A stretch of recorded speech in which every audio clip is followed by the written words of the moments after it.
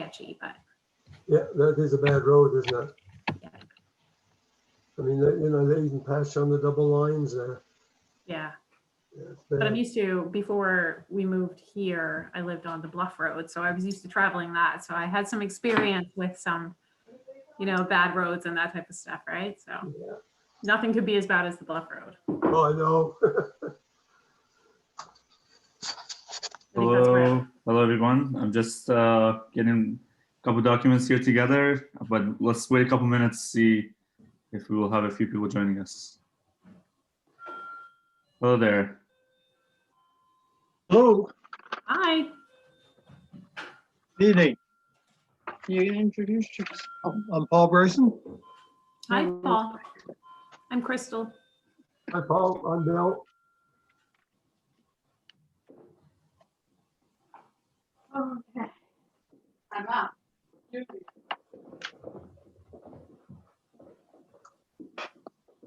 I said I'm off duty. So if you hear double minutes talking, means I got 2 meetings. Yeah.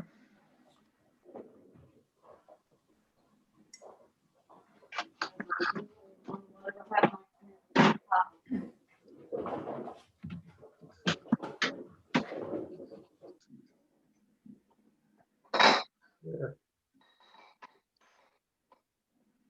I should stop when I can't go.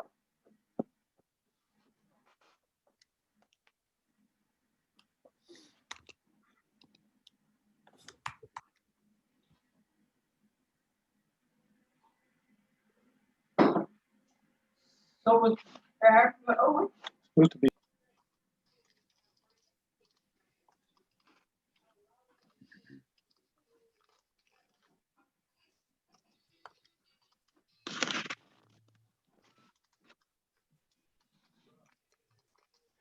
Okay, can you see my presentation here? Yes. Yes. Excellent. So this is part of the Windsor West Hands Together process that has started, the amalgamation process that has started in 2019. Late last year into early 2020, we were hired and provided funding from Ministry of Heritage and Culture to conduct a series of workshops and public consultation to talk to people about sort of going beyond just the amalgamation process and talking about the future of the municipality and talking to marginalized communities as well as other communities in the region to talk about with a few goals. To one of the very first goals was to go beyond the current consultation process, engaging internal staff, identify and engage minority groups and other stakeholders, identify and engage community leaders, host at the time we were planning on 6 community workshops, identify community-led projects. We will talk about that shortly as well. Research regional, provincial, and national project funding opportunities. And finally, recommend the Community Advisory Committee to new council, propose a future engagement framework, and present findings to the future council. So we started by identifying community leaders in the Glooscap First Nations, African Nova Scotian community, Acadian. We talked to some students.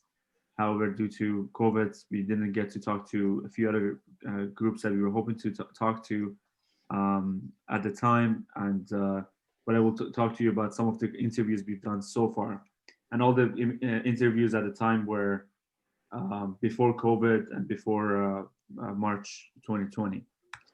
So some of our first conversations were with some community members from Glooscap First Nations. We talked to them about their access to trails, the way they get to services. There were some conversations about some of their children struggling with self-harm and being victims of violent crimes. Their challenges of finding a safe space for LGBTQ plus youth in Glooscap First Nations. We talked about a number of different things that the complete interviews is available in the report that I will get to, where you can see that shortly.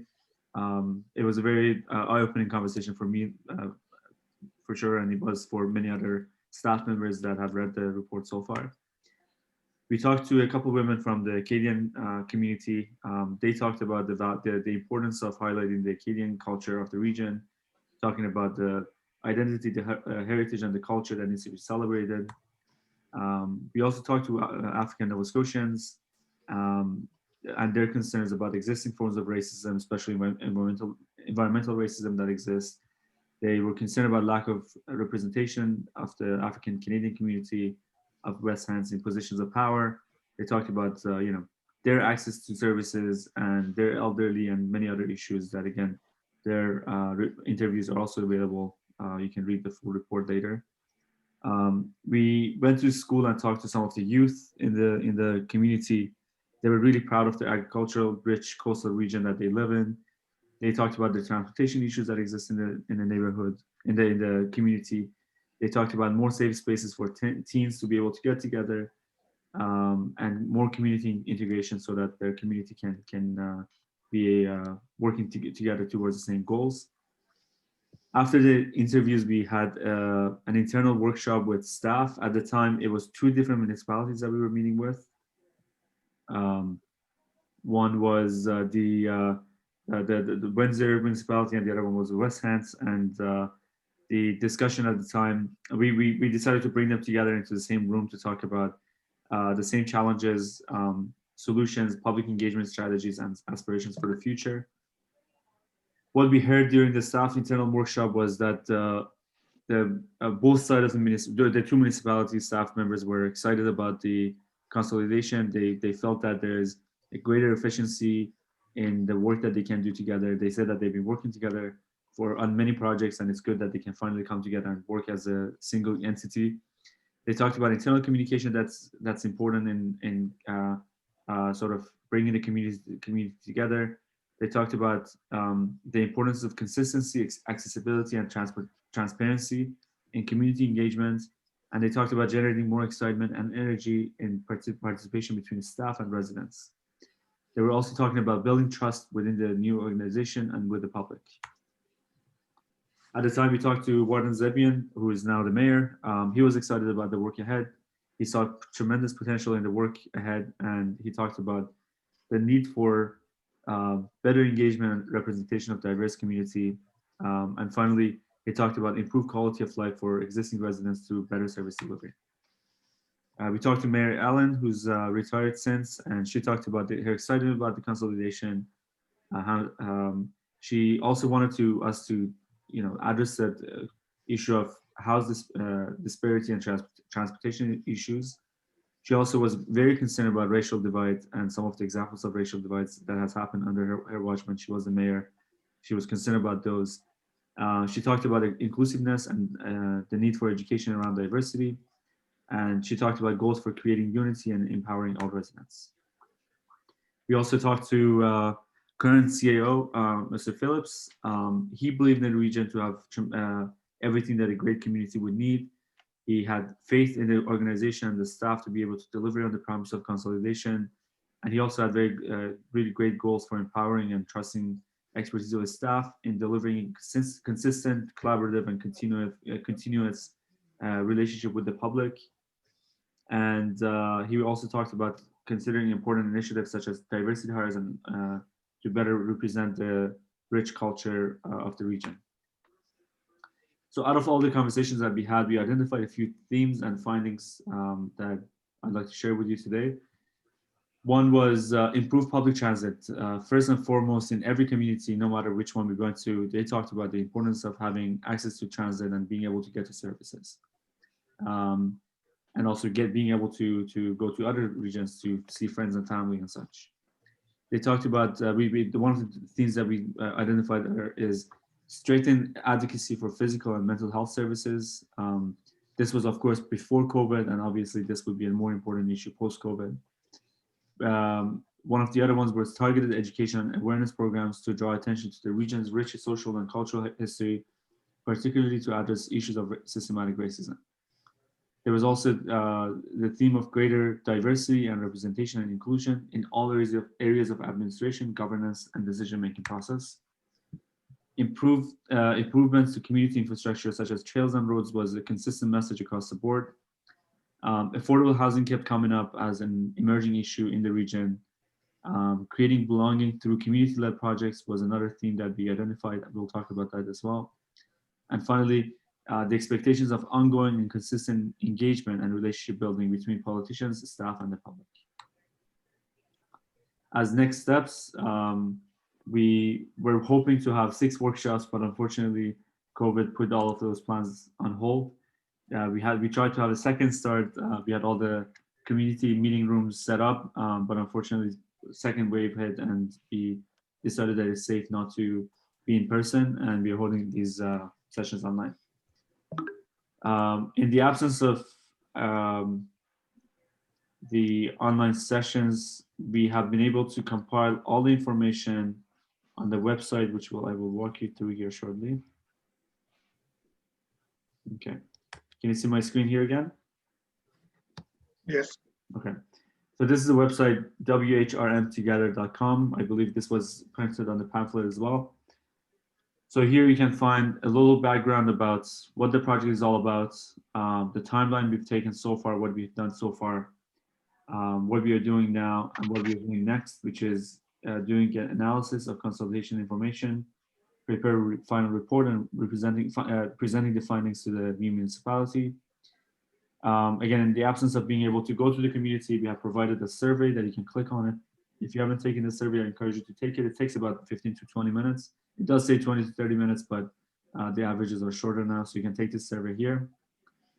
You can find the workshops. So we have already done 2 workshops. The videos are up. This is the 3rd workshop we are doing. We have another one tomorrow night with the focus around marginalized communities, especially African Nova Scotians. It is open to other members of the public, but the focus is going to be around marginalized communities and African Nova Scotians. We're also going to have another workshop specifically with Goose Gap community, but that's only open to band members. That's in terms of the workshops. If you want to read the report, there's interim report and presentation. You can click on this link here. It will show you the reports. We can take the time, go through this. It's a fairly comprehensive report. So, and the presentation that we just looked at is also available here. You can also see that on the website. So that is all the information that I have to share with you to this point. Before we move on to this next section, do you have any questions about the process, about anything that I've said so far?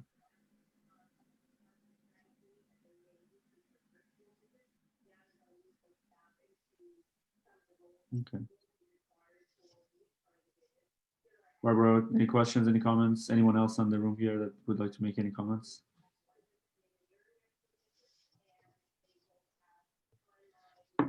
Do you want us to mention any concerns we have at this point, or is that coming yeah, for later? sure. I mean, if you have any questions, we will get to. So the next part of the conversation is going to be around sort of covering the same topics. I'm going to ask questions about how would you like to be engaged? How do you feel the municipality should work with you? Those are the questions that are upcoming. But if you have any questions specifically about the material so far, we can address that right now. Okay, well, one question or one concern that I have that I don't see addressed is climate change.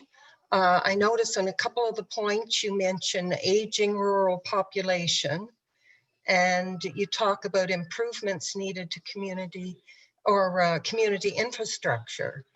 And climate change, the next 10 years, is going to be a major factor in the needs of infrastructure. And if we don't address climate change with the different activities that are carried out in different communities, then things are only going to get worse.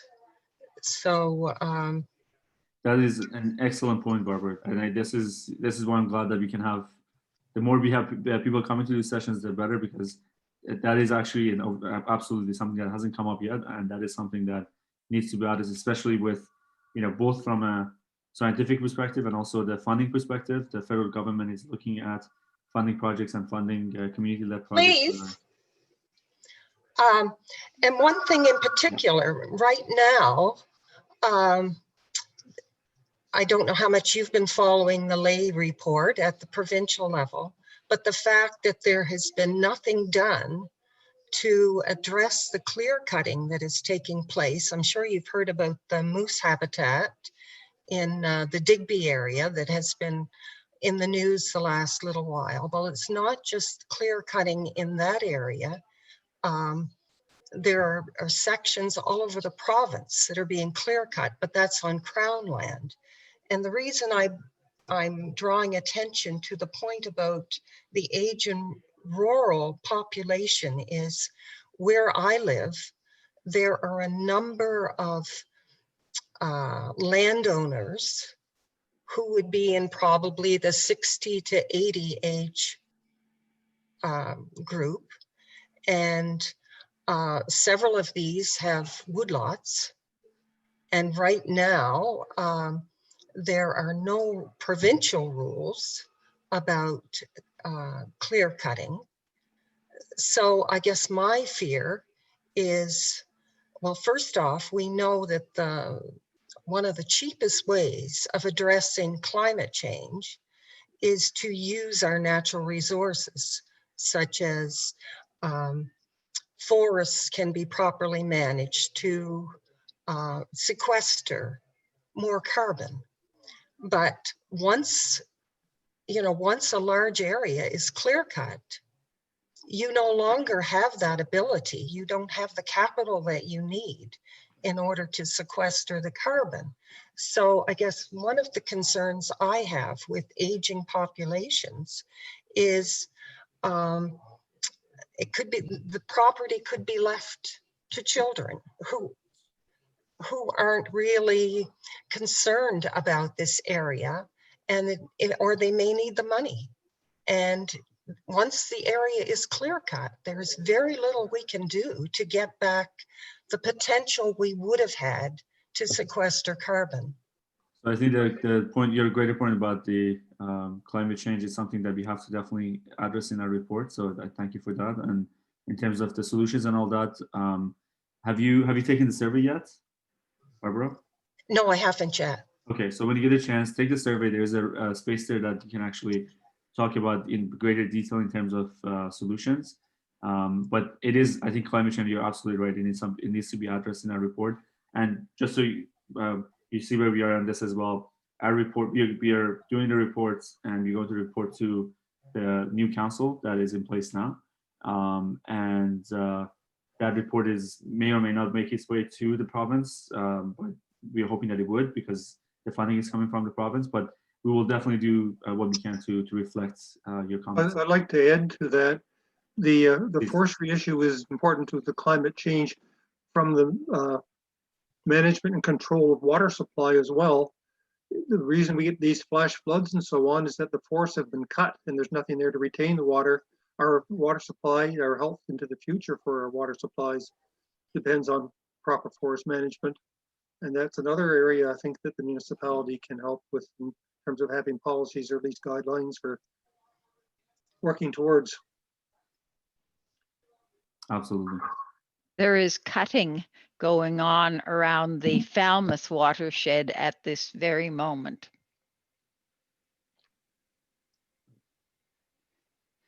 So the forestry and land issues, I do feel that they're very important.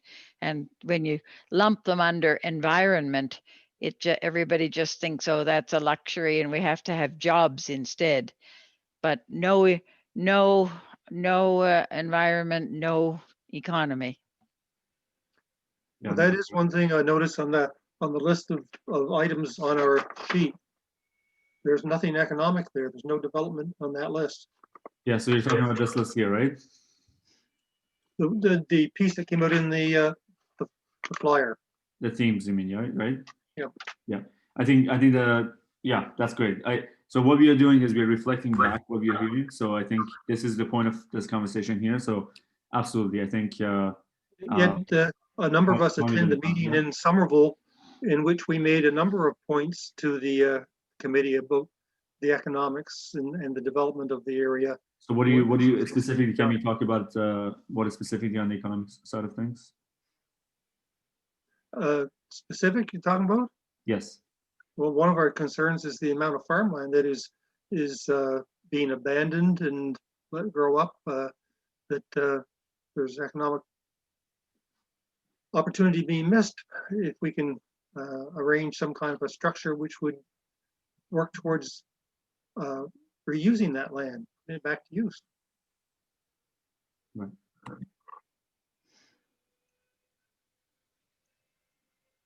Okay, so maybe as a segue to the consultation piece here, let's talk about the themes and findings that we have identified so far to see if that's reflected in what your experience of the community. Improve public transit. Do you feel like having a better access to transit would be priority for the municipality?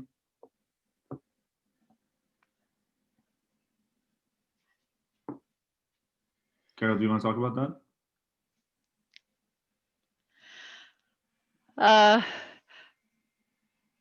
Well, I guess what I was thinking was it's a case of priorities. Certainly improve public transportation, including that railway being reconstituted to join us back to Halifax, which is no longer in public ownership, but could be brought back into public ownership. Public transport's pretty important, yes. Okay. Yeah, I feel like with the aging population as well, I think that's not everyone's going to be able to drive and such. So, okay. And we talked about strengthening advocacy for physical and mental health services, and that is again catering to aging community being able to access physical and mental health services. Do you see that as a challenge in your communities? I can see that as a challenge in the community. It's certainly one of the rural challenges, as well as one of the challenges from the cities as well. The urban challenges is restricted access to healthcare or lack of insurance coverage, and there's not much being done on that. A lot of it, of course, stems to employment as well, because of the wages that are paid from one place to another. And Nova Scotia's dollar amount or wage amount varies roughly from about $21 or $22 per hour down from in Halifax down to as far down as $16 and some odd cents back into Bridgewater. So of course, low income cuts off any access to healthcare at all, because we're just not in a position to be able to afford it. Right. Yeah. So it is they're all correlated for sure. There's one that leads to another, and that's a good point, Bill. Thank you for that. Any of these issues involve more than one level of government, which creates great complexity. Mm-hmm. I was just going to say that healthcare is a provincial issue. Yeah, but then access to it would become a municipal issue. And yes, you're absolutely right. It's intergovernmental for sure. Yeah, there's yeah. Then there is yeah, go ahead. While we're on the aging population, I think I know it's probably not our place to look at physical and mental health services, but mental health services in particular, seniors often have needs that there may be services that they need that aren't available. And I would think that would be very frustrating if you couldn't access the services that you need. So some type of a directory or some kind of an assessment to determine what kind of actual needs seniors have. I mean, if it's a heavily populated area of seniors, and right now with COVID, they're cut off. But I think once we can do a little more socializing, it certainly wouldn't hurt to have some type of a directory or assessment to determine just what the needs of seniors in Right. this area are. So sort of a And- physical and mental health mapping and seeing where the services are and how people are connecting to it. Well, I'm thinking preventing some of these problems. Right. You know, if people can't access what they need, of course, it's going to lead to other issues. But some kind of assessment, I guess. Yeah. You know, and just to add on to that a little bit as well, the seniors right now, I guess, are the biggest part of the population. And in the coming years, it's only going to get worse. And we're not passing anything on to the youth, perhaps, that should be passed on, partially because of their thoughts as well, because they don't seem to at times take the interest or look what's coming farther down the road for their health and so forth. So it's joining the youth, getting the youth to join in with this, because they've got a greater voice than we have, I think, at times. Yes.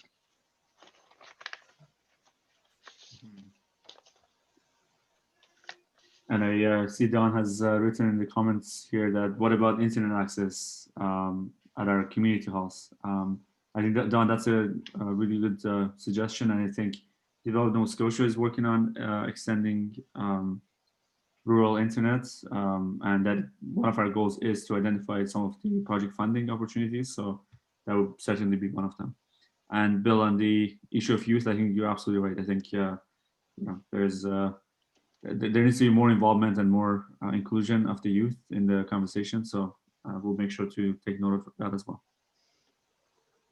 You know, when you look at it in regards to rural and urban challenges, they're pretty well the same thing. You know, there's restricted access to the healthcare. There's a lack of insurance coverage, like I said before. Geographic isolation is a big thing for people and that's where transit comes into that, because the transit isn't there. And well, that's all I have to say on that, I guess.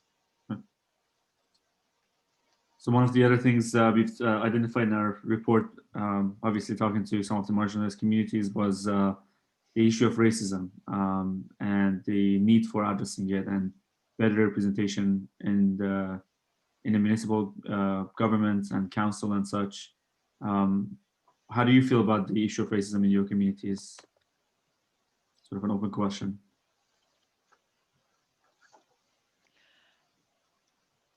Well, when our superstore first opened here and I saw a lot of faces there that I didn't recognize, I put a comment in their comment box as to why we didn't see any Native or Black people working in the store. And while I never got an answer, I did ask one of the clerks and she said that they'd all been brought up from the Sackville store. Which is very shocking to have both the two, actually Sobeys is a little better, but to have the major employers in town not open to having members from all the people from all the communities is not right. Mm-hmm. No, I think you're absolutely right about that. It's one of the most diverse regions in Nova Scotia. Actually, we have the Black Nova Scotians, you have Acadians, you have Goose Gap First Nations, you have people of all heritage living there, and yeah, I think question of representation keeps coming up. You know, perhaps the municipalities could work a little harder with local businesses in helping to attract people to the community of different cultures. On this matter, I'd like to mention the West Hants Historical Society doing a presentation on the Black Construction Battalion, which got a great response from the local community. So maybe initiatives like that will add to the direction that we're headed. Can you repeat the name of the initiative one more time, Paul? The West Hants Historical Society, Okay, their museum up on King Street. right. Yeah. They did a presentation. They had a display of the Black Construction Battalion during the war, and that drew a very favorable response. And they also had features of a weekly feature of various people and what they had done in the past, and some of those were Black people, and those have likewise got a big following. And I'm saying that maybe some of our social institutions along that way can help lead us in the positive direction.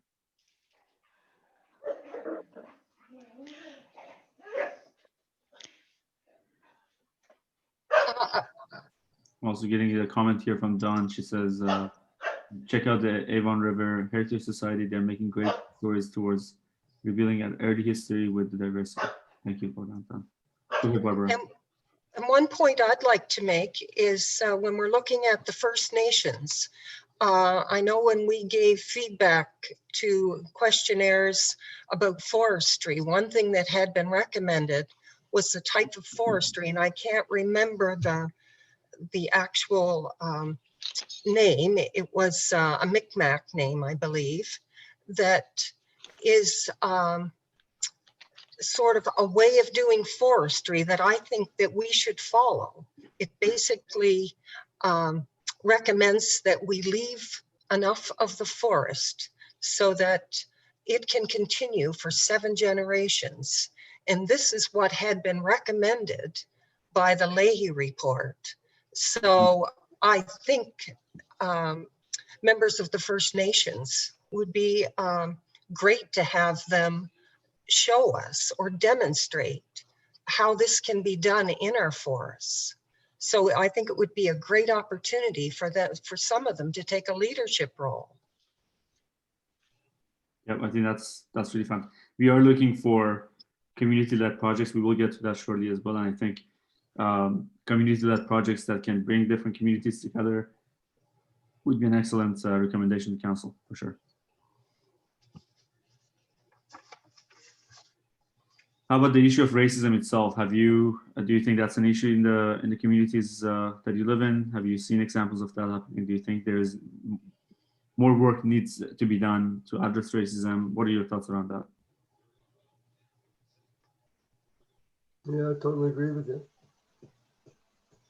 Well, I think that certainly more work needs to be done. And I was just actually thinking about the school, and I presume it probably has a program for keeping youngsters from the Black community in school longer.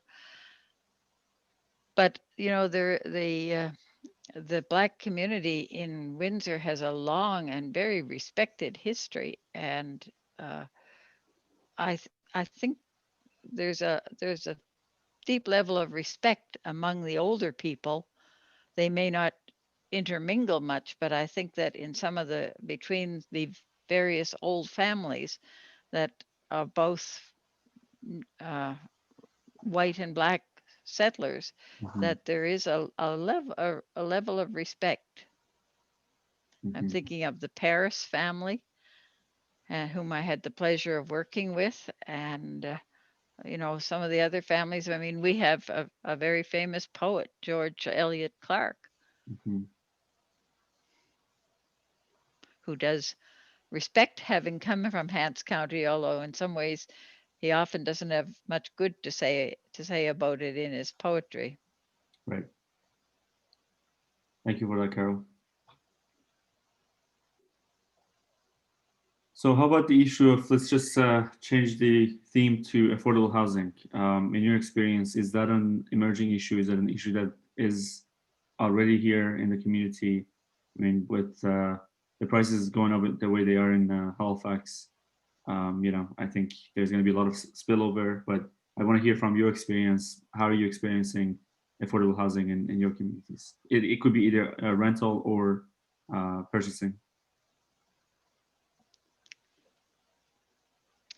I was part of the co-housing group that has been working over the last couple of years to see if we can get a co-housing project off the ground. And we're working very actively with Mayor Allen with the possibility of the lands on the College Road being given, I hope, from the province to the municipality. It would have made a nice wedding present for the two municipalities joining peacefully. And it might yet happen, hey? But while we still have the minister as our MLA. But I think that significant numbers of people are overhoused in great big old houses. And significant numbers of younger people don't have, can't find reasonably priced houses to rent or buy. So the answer to your question, I don't have an answer to your question, but it's people, oh, okay. I'm looking at Dawn's comment. And there's room for disagreement. I'm not sure whether she's agreeing or not, and I don't want to belabor the point. I think she's making the point that she's that's a big problem. She's agreeing with you. Oh, okay, good. Yeah, right. It's hard. Just for your information, for the municipality did a big consultation on housing. How many years ago, Crystal? Not very long. And because I remember it's since the current planners have been there, so it's not that many years.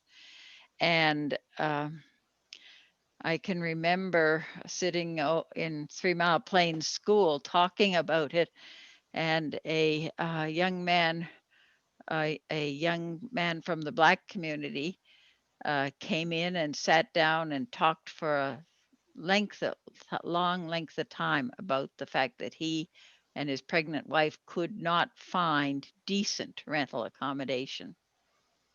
And I've thought about him many times since. Hey, I just, Carol, that was when we were doing our rebranding or the Right. strategic planning sessions. Yeah, that was a very, Moving. it really was. So that was when we were doing the strategic planning sessions, and that was, I'm trying to remember, but I mean, it's just been probably in the past 5 or 6 years. I'll send that information to you, Karosh, though, and then that way you have it. And yeah, same as the one. Yeah, you can reference it. Yeah, Okay. and the same as the planning ones that were mentioned earlier, the ones that Sarah and Syra had done. I'll make sure you have that information as well. I mean, there's land available, and the federal government has money available, and the provincial government is not getting it out there. You have to jump through the most amazing hoops so that they have no real interest, I think, in getting affordable housing built. Just as an observation from my doorstep, I can see 4 houses in which nobody is living. There are 2 of them which people come to on the weekends, some weekends. And there's 2 others that are vacant. Yes, shocking. And if the municipality and if the province of Nova Scotia are not going to come forth with the funds, it's not going to get any better. There's a lot of construction that's going on, but I sure as hell can't afford a $300,000 house in some of them. And that is what's holding back, I think, a lot of the advancement for the municipality as well as for the rest of Nova Scotia as well, because we're just not making the wage that the younger people can come in and build these houses or buy them or, you know, put rentals up or whatever, because there's not really a rent control. And what rent control there is in favor of the landlord. It's not in favor of the tenants. Now, both can be, one could be bad and the other can be bad as well, but there should be more restrictions on it. It should be looked at more by the province as well as by the, I don't know what the municipality can do about it, but by heavens, the province certainly could. So that's saying that. Yeah, thank you for that. And Paul had mentioned that there were houses that he could see. Well, he's out in the country, and The problem is, it would be great if we could have some low-income housing that's in town so that, or wherever they have their jobs, so that they wouldn't necessarily have to have a vehicle. A lot of these families don't have income that they can count on a long-term basis. So jobs are not what they used to be for so many young people. So I think we have to make sure they have a place that's safe to stay first. Mhm. It all ties together, doesn't it? You know, the wage isn't there. If the wage isn't there, people can't afford the rent or the mortgage or anything else. So, you know, it's okay to sit back and talk about these things and so forth, but it has to be pushed so something's done about it. Same with the clear cutting. You know, I've written letters to the councillor in Windsor before, and regards to clear cutting, it's right on the 101. You can see it, and nothing. Sort of disappointing, you know.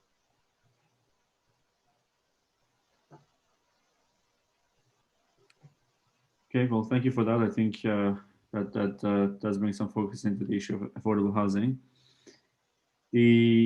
Another thing that we have identified, and obviously I'm sure everybody agrees with, is question of communication and the need for consistent communication between the municipality, staff, politicians, and the public. But we want to talk a little bit more about the specifics of communication. How have you been communicated with through your previous municipality, and how would you like the new municipality to be in communication with you? Obviously, COVID being what it is right now, it's difficult to reach one another. I mean, we sent a mail out a couple of weeks ago. We thought it all arrived last Wednesday. We heard today that some of them didn't arrive until yesterday and today. So it is a challenge now, but we're gonna get through COVID. Yeah, there you go. Did you get that today? Today. Oh, wow. So yeah, we were wondering why participation was low last week in our sessions. Now we know. Yeah, so COVID is going to be over, and you're going to be back in the community again, and you know, the municipality has opportunities. One of the things we have identified in the survey, one of the good practices for communication is to go to where people are. But what are your thoughts around communication? How can the new municipality communicate with you better, and what have you seen from previous attempts made that you think resonates with you and you think should continue on? I'm very impressed with the Facebook page, and I'm very impressed with Mayor Zebian's going around to businesses and having his picture taken, and that's really good hands-on stuff. A little bit of social, a little bit of in person. I like it. We no longer have the option of using the Hants journal, and I think, and I think a lot of people have stopped getting that newly formed paper. So I think probably your best bet is to go with the handouts. But for example, similar to what was sent this week, that, you know, was very informative. But maybe just try and get them out a little earlier or to, you know, to remember that sometimes it takes longer. Yeah.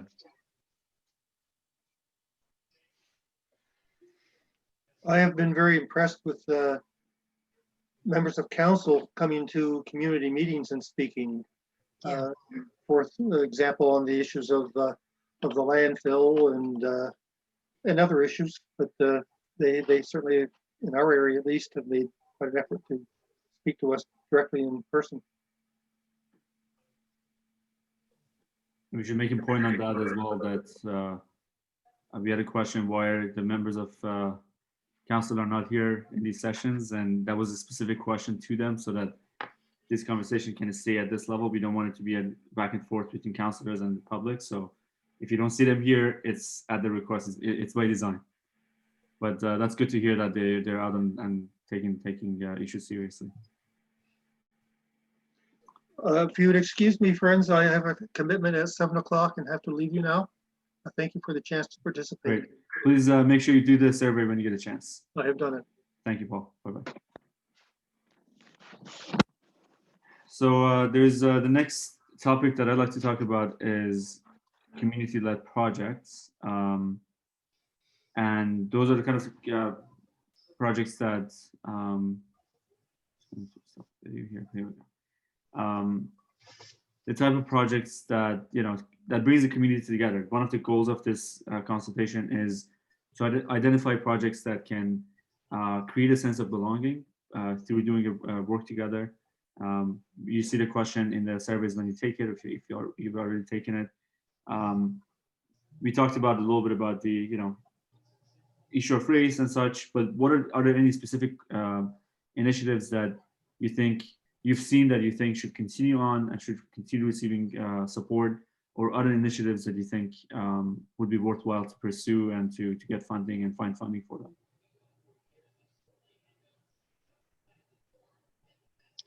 Well, Dawn has helped organize seniors sessions, and I believe those have really added a lot to activities on the shore. Can you elaborate on that? What is the senior group? Well, maybe she'd like to just print a little bit about what, how she would, they have meals and activities. Dawn, do you want to add something else? While she's writing, I will say that the Hants County Senior Safety thing and the Gliders Club at the community center, and the things that the the health board is doing at the hospital, the various community classes.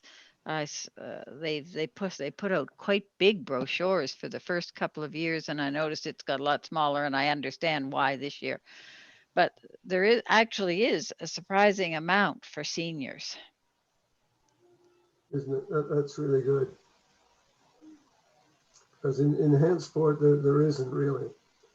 It's more of a youth driven, and excuse me, and it's been brought up before, that for an example, the community hand sport Memorial Community Center, was there anything for seniors down there? Well, not really, but the churches seem to pull the seniors closer together. But something that, no, aside from that, there's not really much. But there is now, because a lot of us will probably be going down to Windsor and enjoying their new recreation building down there. So there's some disparity there between this kind of services available. That's good to hear. And Don says those senior sessions are associated with the Hants Shore Community Health Center, and there's a senior safety program. It is good. It is good though. Good too, she says. Okay, so we talked about the wanting to get the young people involved, and it's great that I think it should be a focus to bring senior services in. Can you think of any projects that can get the youth engaged and involved in discussions and in the projects? I don't have specific on that, but I'm going to go just back in history for just a minute. In the early 90s, the regional development associations were formed, and we were and are, I suspect still, part of an RDA with Hants East. And it really created an amazing sense of Hants County together, with some very good municipal leadership on the staff level, and particularly actually from Hants East came, and community economic development was actually a mandate of the RDAs. And for a while, it was very well practiced and went forward. And under the former Board of Trade, which I will say sadly is disbanded. It was, I think, the oldest Board of Trade in North America. anyhow, things were lively in downtown Windsor for a few years, and these things go in cycles, right? But one of the things that they got working on was what's called an eco museum, which is a concept that actually came from France, but it brings the whole area together to look at what are its strengths. And we did a lot of work on that, and a number of projects spun out. One of them was the Arts Council, which I think is defunct now too. And one of them kept the Sam Slick Festival going for a good number of years and started the, I think, the Pumpkin Regatta. But I think what I'm saying is that what that organization was formed to do, and the province killed the RDAs how many years ago? 5 or 6 now? What that idea of community economic development was supposed to do was get the community itself working with help and staff support. And volunteers is all very well, but the coordinating staff support is really needed. You guys should talk to Pat Gould-Thorpe. Okay. You know, Hantsport's, like I was saying, the Hantsport Memorial Community Center, and they do a lot. You know, I'm not knocking them down or anything like that, to attract people there. And of course, we have the Historical Society in town as well that does a lot. And again, the churches do a lot. And a lot of, you know, you get the July the 1st stuff. You get our building of the Igloo, which is coming up very shortly, that the deputy mayor looks after, and because he's from town, of course. So I think the secret is to keep at it instead of just talking about it, but to keep pushing at it and going at it and going at it till it gets in everybody's mind. And somewhere along the line, there might be a little spark and poof, it takes right off.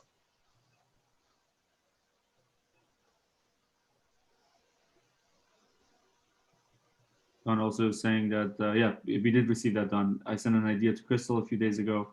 Yes, I have already received that. Thank you for that, Don.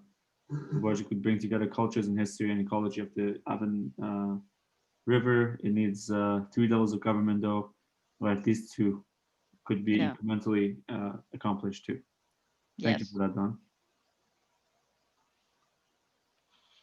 So in a few years ago, I was involved in a project for a community transportation initiative that involved, you know, community-owned and operated sort of public transportation run on a schedule and on a route that that could also be called in. Is there any service like that at all exist in the communities where you are?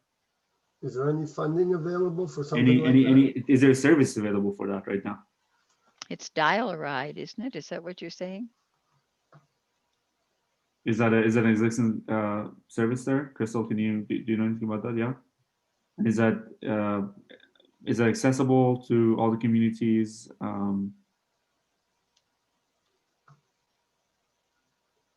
I think somebody just mentioned to me today, I'm not really sure exactly how it works, if you have to qualify for it, if it's based on income. I'm not 100% sure. It is something that does exist here, but I can't really speak to how you qualify for it or how you use that service. I apologize.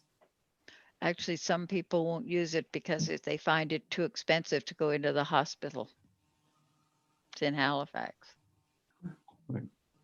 But there isn't a public transportation per se of like that there's on certain hours going through the same similar. Okay. Yeah, this one would be one of the things that we're looking at in terms of funding is potentially a community-led transportation system that is both on call but also runs on a specific schedule to be able to take kids to hockey practices and, you know, go from community to community so that people can go see each other. And Don says that I've heard dial a ride is expensive. So, but yeah, so that could be also a project that we could be looking at with the federal government wanting to increase access both through active transportation and public transportation. there may be potential funding that we can explore. So I'm just trying to get a sense of what exists in the communities now. Also talked to someone recently that Crystal knows about. Potentially they're talking about big ideas of bringing rail back to Nova Scotia, which I think would be an interesting initiative. Yeah, thumbs up. I'd love to take a train down to the valley and be able to enjoy a glass of wine and take the train back. Good luck with that. Yeah. Well, that railway should never have been allowed to go into private hands. Right. Don says yay for rails. So I think there's a lot of agreement around the table here. Okay, any other community-led projects that you can think of that I think we talked a little bit about the culture, history, transportation, youth, seniors. Can you think of any other community-led projects that it could be very specific, could be sort of general?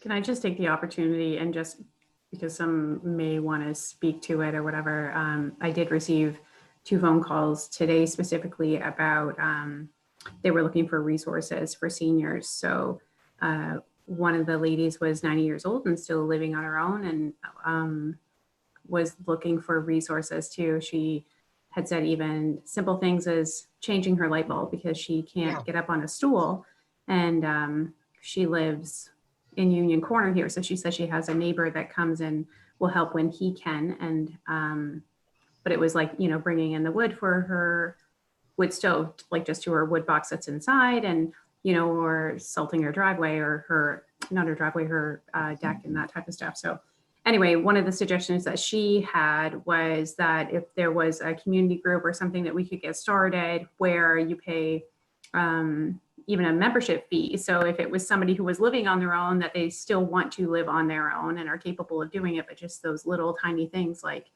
switching the light bulb or she couldn't get the cover off something. She was, anyway, those types of things. But she had suggested that maybe it be like I say, you pay every month, and then if you need them, then you can call them and they can come and help you with your garden or those types of things. So I was just curious what your guys' thoughts are on that, because there was actually 2 separate women who called me today, and they both had the exact same suggestion, which I thought was very interesting. So I thought that anyway, I thought it was really awesome. So I did suggest to them that's really great, senior safety, senior safety, which I see Dawn has just mentioned there. And they were the first ones that I thought of to involve with that. And also, anyway, but I was just curious on your guys' thoughts on that, because I know that there are a lot of seniors that do live on their own for a very long period, like, And Crystal, yeah. That's exactly the type of thing I was referring to earlier when I was we were talking.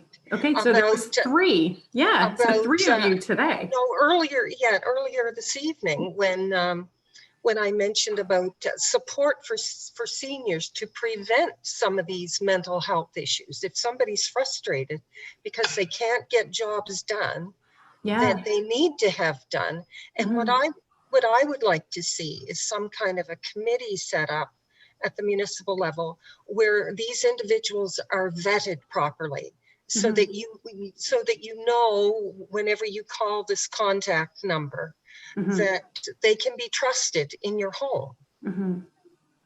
That to me would be a great service. That was one of the reasons between the group getting together who were interested in co-housing.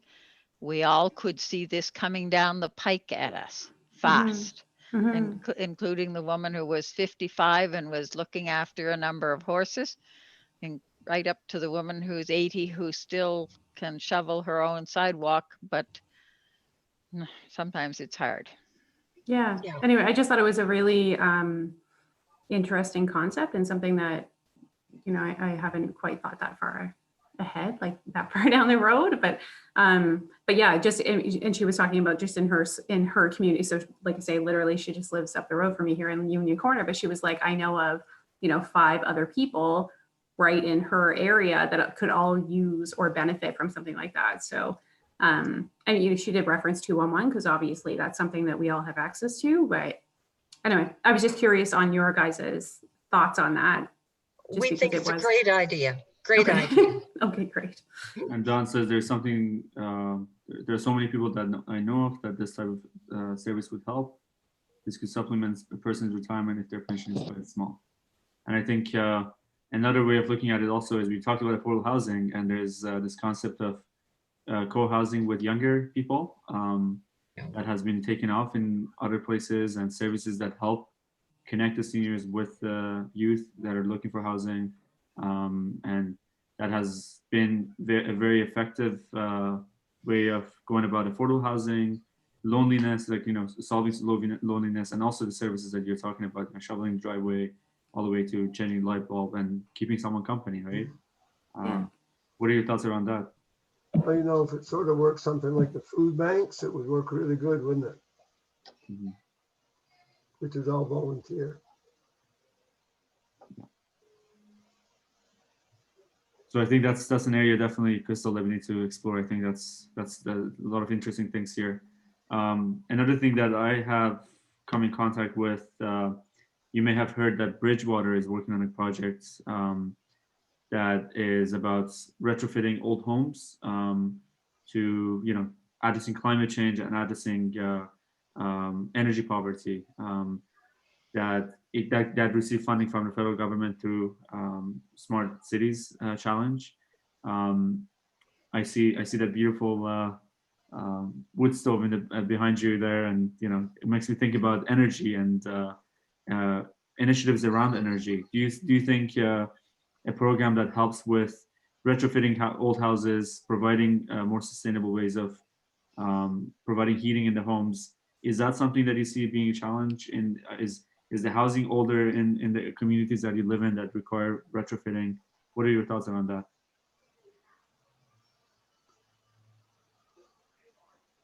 Well, isn't there a program through Nova Scotia Power right now that will address those issues? Some, yeah, there's like, the heat pump program, and there's some other programs, but the level that Bridgewater is going at it is a lot more extensive. So yeah, it is quite a community-led project as well. They've gone to the communities, sitting down with them, especially the ones that are struggling, and they identify 40% of the population is energy poor. They're suffering from energy poverty. So do you see that as a challenge? Is that something that would be interesting to explore, do you think? Yes. I'm just looking at Dawn again. This is actually a propane Oh, it's propane. Okay. fireplace, Yeah. because frankly, wood is too difficult for an older woman to manage on her own. So that's why that's propane, because the power goes out. And when the power goes out, then even a 1975 house gets cold really quickly. And actually, a 1975 house is an old house now. Mm-hmm. So yeah, retrofitting is important.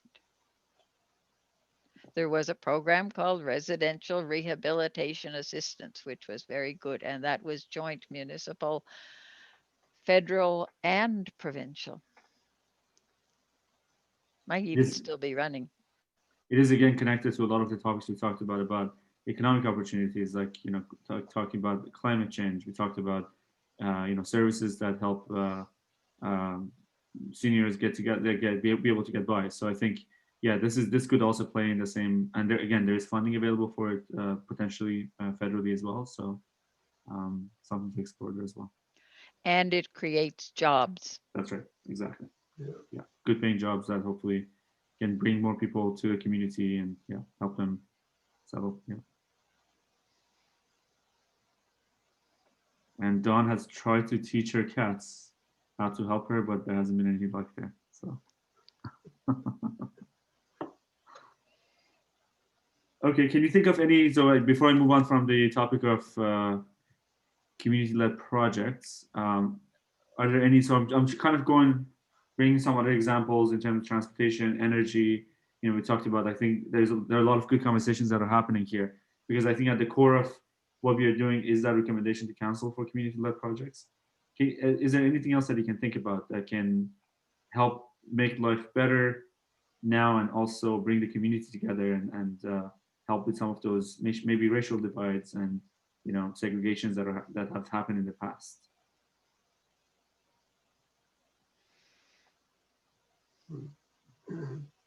John says food events.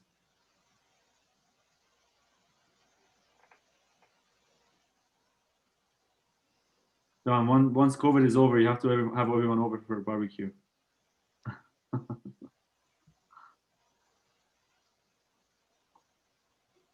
Okay, so we can move on from this. That's we have another session tomorrow night that we are hoping that we'll have some of the Black Nova Scotians joining us. So if you had more thoughts on that, we can join tomorrow as well.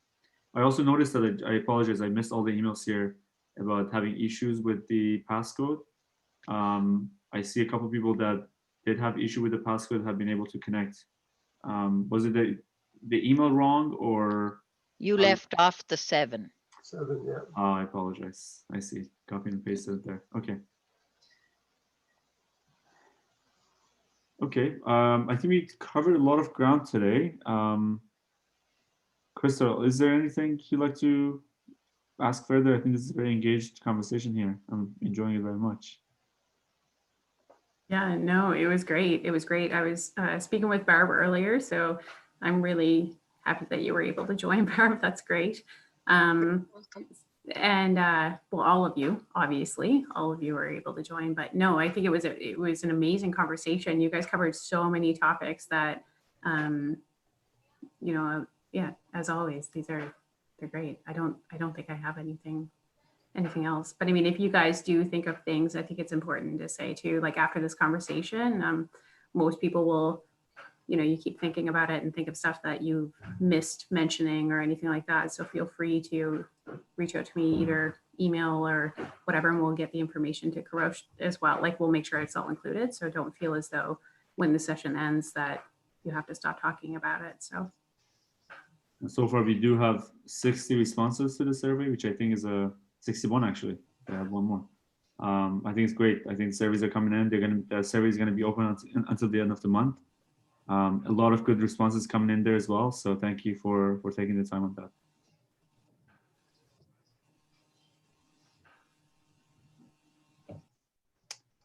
Okay, so thank you again. I know it's Thursday evening. You all took the time to be here. I appreciate your time.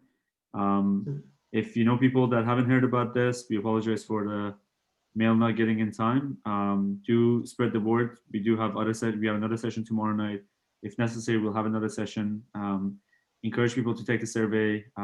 Reach out to Crystal or myself, or have a look at the website for more details as well. I just got another message here from Me. Carol as well. Okay, that's you. All right, perfect. A museum focused on the identity of place, largely based on local participation and aiming to enhance the welfare and development of local communities.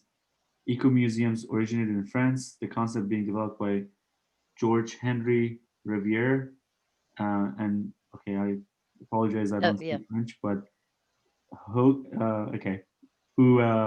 coined the term eco-museum in 1971. That's very interesting. I think given go ahead. There's a bunch of them in France apparently, and one really good example was the place in France where they used to weave the Gobelin tapestries, and the factory was still there, but the tapestries were no longer made. And what they did was negotiate with the French government that it would use the miniature tapestries as gifts every time that they were doing giving a gift to a foreign leader. And so they brought that back, and but they also in one area in the Dordogne, it's known for its walnut trees and walnut oil, and it's known for its geese, and it's known for its prehistoric caves. So, I mean, we just have all of these things. We have the amazing gypsum quarries. We have the caves just over into East Hants, and we have the lakes and a river that the salmon would return to if they were given a chance. And there's just, and you know, it's a very varied county. So many other counties have like specialties, but West Hants is surprisingly varied. So there's something there, but it needs development and work, but it's quite unifying because it's quite holistic. I mentioned this in the last session as well, that as part of the VAR Festival a few weeks ago, or back in the summer, I was in the valley, went to Benjamin Bridge, and they had an ecologist talking about the rock formations and all that. We had the indigenous communities talking about their history and culture. We had 5 different chefs and pairing with wine. It was quite an event. So it was, I think, the rich history and the rich culture and the nature of the region really lends itself to ideas like this as well. I think that's really fantastic.